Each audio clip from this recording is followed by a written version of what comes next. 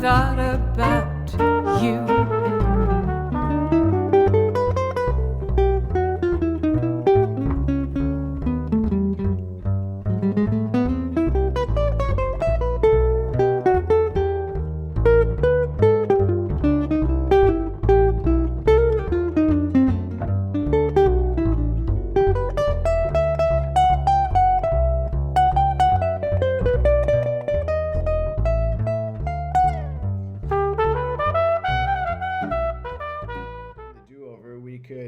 Just kind of start from the beginning, like what was your musical upbringing? Something I read that I didn't know that we didn't talk Yeah, about last time was that your father played music as well. Is that right? yeah. We didn't mention it. My dad was not a professional musician, but there was a lot of music in those days, and he played guitar, and his brother played banjo. In fact, they both played banjo, but my dad switched to guitar because it was hipper, I suppose. Right. Anyway, so I always had that kind of music around the house, and they would rehearse and get together at least every week and play all those great old standards like Duke Ellington's, like Mood Indigo, and all the popular tunes of the day, which were very, pretty damn good musically. We Oh don't yeah. have that anymore. So that's uh, and I took, I took piano lessons when I was about 10 or 12, and I was good at that, but I didn't want to practice. I would, I'd have I would have music that the teacher was a lady that taught, and what I would do is I would just kind of memorize the stuff. I wouldn't reading it, because I still depend on my ear, number one. Sure.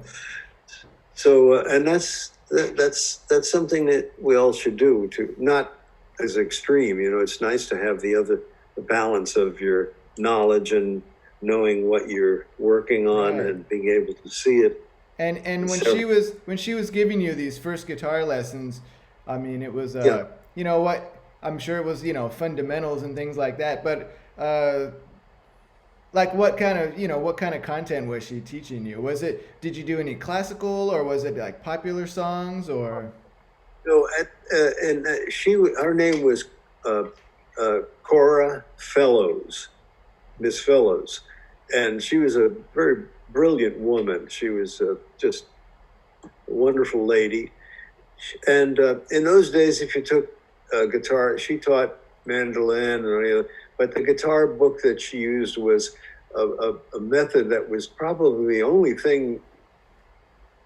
method that was around that was valuable, kind of not classical, but like kind of popular music. But anyways, a guy, Nick Lucas, who was a singer basically, and he Oh strummed yeah. guitar. So it's Nick Lucas method. And Right. that's how I started. I got Wow. through Okay. volume 1 and 2. Yeah, Yeah. picking the guitar. Nick Nick Lucas. Nick Lucas. Yeah, Yeah. what a great player. Yeah. Um, in terms of your jazz tutelage, I mean, I understand that you back in the '40s were also learning from Chuck Wayne. Well, this was after Cora Fellows. I took lessons for about 2 years, and then I discovered Django Reinhardt, and then all of a sudden my nickname was Django, because I was learning solos and everything like that. And from that, Chuck Wayne, who was one of the foremost at the time, he had worked with, he recorded with George Shearing, and he actually played with, recorded with Charlie Parker. So he was a guy that he really liked me, and I took a lesson from him. And then he lived in Staten Island too, and not too far. We would get together very frequently. And I kind of learned a lot from him. I was really influenced for a couple of years there, with Chuck. Hmm. What would you, if you had to highlight like some of the essence of what he taught you, what would come to mind? Well, he was a great teacher too, and I have a whole bunch of his chord systems, arpeggios, and he also was the first guy that anybody ever heard playing what we call slur picking, like Oh, wow. they don't call it slur, they call, if you back sweet pick, picking. then you go the back opposite picking, direction. uh-huh. Yeah. And but he had that down to a science, and he gave me a whole bunch of exercises, arpeggios, and things like that he would write out for me and show me. And as a matter of fact, they're going to be an important part of the Pisano ongoing. You have a book coming up, I understand. Masterclass, yeah. I connected with Tim Pettingill, and he is in the process. We finished the introduction, and we're working on a lot of the music that's going to be in it. And the first chapter is on Chuck Wayne, and I submitted a whole bunch of things that I had written out that basically Chuck had showed me, chord inversions and things, little arpeggios playing between a minor chord and like a diminished and moving around on the fingerboard. Wow. Using the picking, like down picking, beep ba da da, dee da da da, Yeah. Oh, wow. I can't wait to see that. That's going to be in the book. He's got a lot of that stuff that he's working. Wow. And you were with him for a long time, a couple years, you said? Okay, so we're into now. I was born a long time ago, so we're now into 1947, 48. 49. I went into the. And I was hanging around New York, not doing. Staten Island is a little isolated from Manhattan, so I didn't do hardly any gigs outside of Staten Island. Mostly Italian weddings. Right. but and I've seen some of those photos on your website from the late '40s. Beautiful photos of some of your gigs back in the day. Band. Yeah, I had a little band, and we would play functions and enter contests at the Ritz Theater, and Would this have been around the time you were in the service? Because I understand you were playing in the service as well. Well, no, I didn't go into the service until 1951. Okay. Oh, I see. Okay. Yeah. But the interim between, when I was into Django and then Chuck Wayne, that was in the late 40s, and I was like 15, 16, and I was pretty, I was playing pretty damn good for a kid. Most of the older guys, I was kind of, everybody was noticing me, I'll bet. And so then I went into the, I joined the Air Force only because I didn't want to be drafted, because the people being drafted would go into the Marines or the Army, and they would go through basic training, and then they'd ship them across and start shooting each other up, And I had a friend that was in the Air Force that was in one of the bands, and he had his warrant officer request when I went into the air. It took a couple of months, but I finally got into the band that was in Detroit, Selfridge Air Force Base, and I stayed there. I was in Detroit for about 8 months, and then I caught wind of the fact that they were auditioning for the Air Force band. They were auditioning the only authorization for guitar, and they needed to get somebody, and I auditioned and got that gig. So the rest of my time in the Air Force, it was, over 3 years, I was immediately got a staff sergeant stripe, and and there was some great musicians I worked with for the rest of the time. We would do radio shots for join the Air Force and all that kind of stuff, and then play for the officers and travel around. And so that was a good experience. That's when I really got into learning to be more professional. I had to read. I had to do a lot of different kinds of music. So, and I stayed there until 1956. That was the Air Force. And when I got out, I enrolled in Manhattan School of Music and paid the tuition, but that was during the summer of 56 or 57. I don't know either one of you, but it turned out that I got a call from Chico Hamilton, and he needed a replacement for Jim Hall and wanted me to come out to California. So that's how I got to California. I see. And I stayed with Chico until 1958. I stayed with him 2 years and had a chance to work almost a year with Eric Dolphy, which was really an experience. Right, I'll bet. I have the Ellington Suite album with Eric Dolphy, and the whole band sounds wonderful.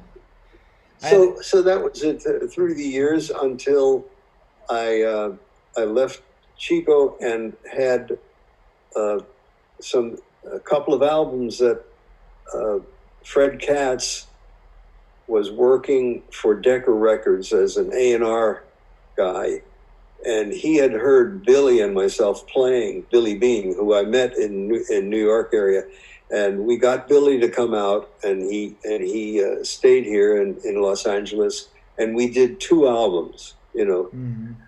Making It was one of them on Decca, and Take Your Pick. Take Your Pick. Yeah, and those are the ones that we talked about, Right.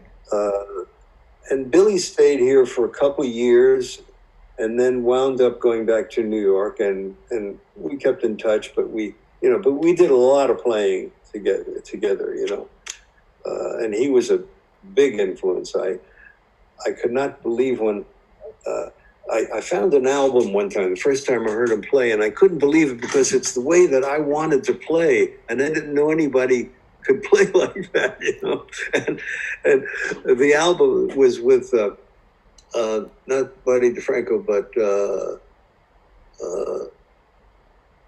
anyway, he did 2 albums with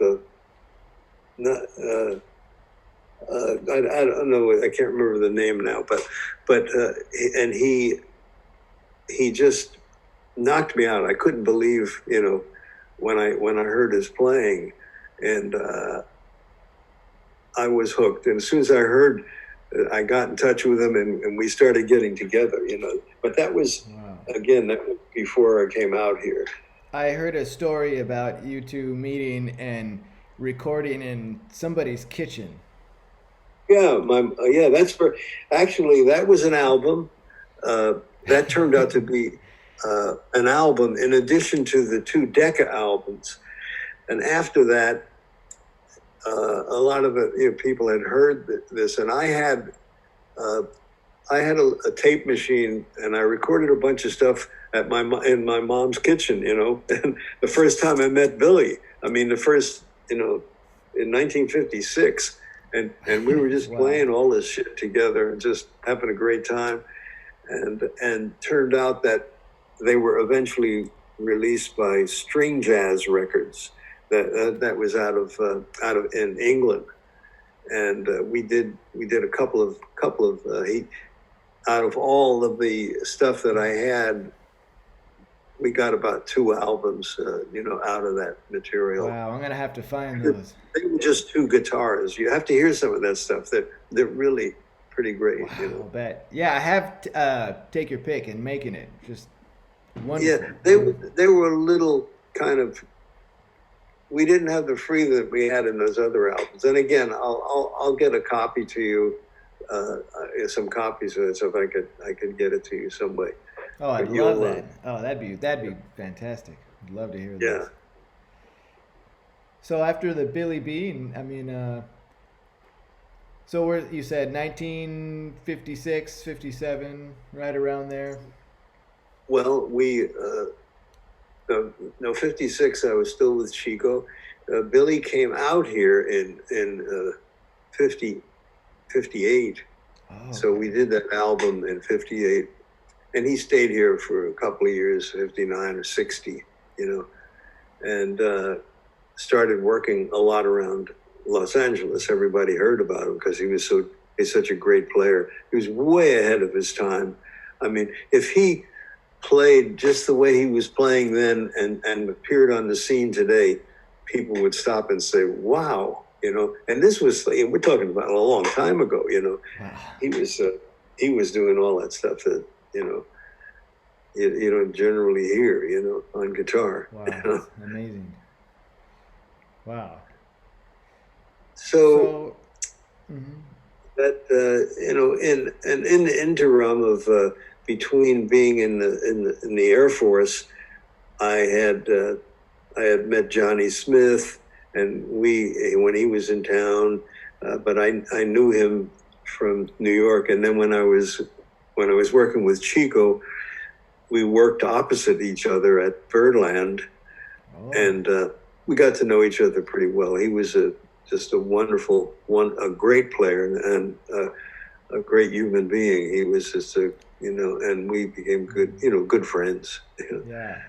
I heard he was quite a gentleman. Oh yeah, no, he was all. You never heard anybody say anything bad about him because there was nothing bad about him. You know, That's pretty rare. he hated the way he played. He didn't hate it. He didn't consider himself a jazz player.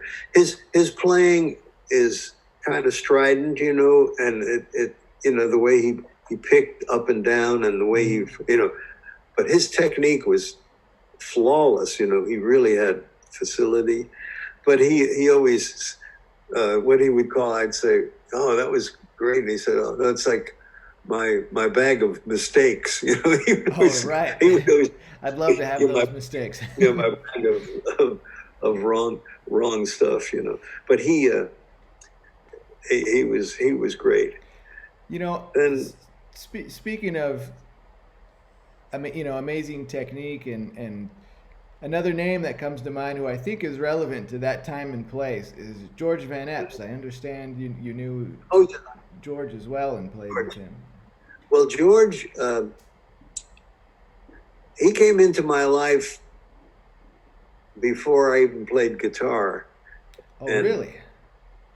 Well, yeah, because going back to when I was a little kid, I must have been 5, 6 years old, and we didn't have television then, but there was a radio, and there was a radio show called Blondie.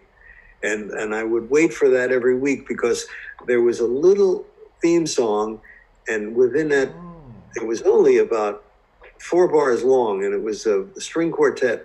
And then there was a break, and it was a 2-bar guitar break, solo, you know. And the sound to me, after I heard about George Van Eps, I knew it had something to do with it. Later on in life, I asked him, and he said, George was another sweet guy. He said, oh, well, John, he said, that wasn't really me. He said, it was one of my students. He said, I did write the solo out.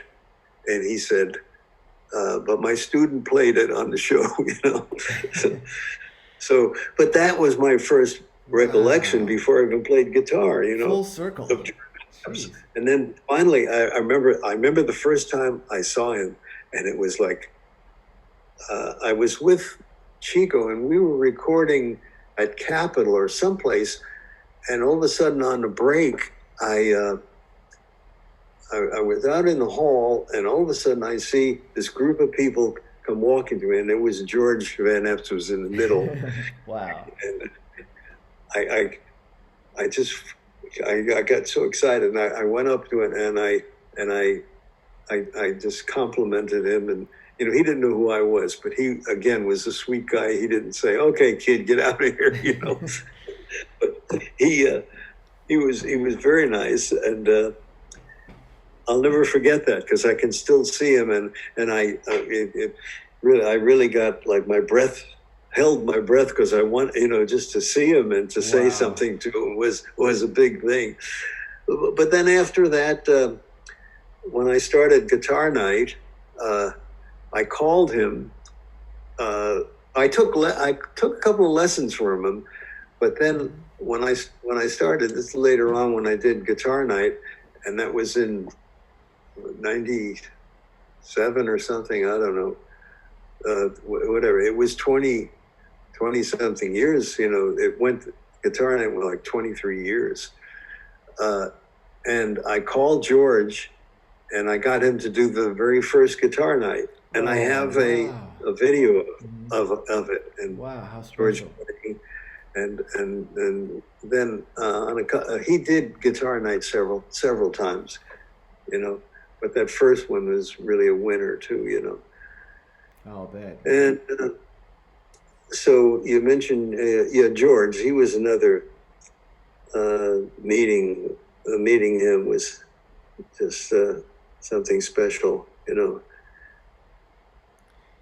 I thought I read or heard that you had another connection with George, which was his brother. Was it an orchestrator or a conductor? Oh yeah, he had a brother. He had his brother John, and I remember doing. I might have told you the story. I did some. I was doing after in the '60s. There was studio work. I mean, you could make a good living then just being somebody that could play a couple of scales. I mean, there were, for instance, there were at least 4 or 5 guitar players on every date, because they would have a guy playing Fender. There would and I always played a lot of acoustic, because I was good at the rhythm. Acoustic rhythm. They might even have 2 Fender players. One guy that played, they call a chick, and the other guy would be playing a chunk. I don't know. But there was, and then he would have another person that might double on mandolin or whatever, another stringed instrument. And then there was always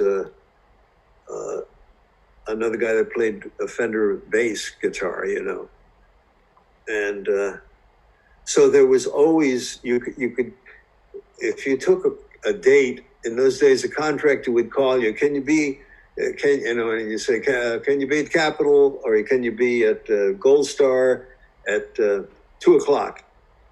Yeah, and that's okay, be there and bring whatever instrument and you'd walk in there, and all of a sudden you'd see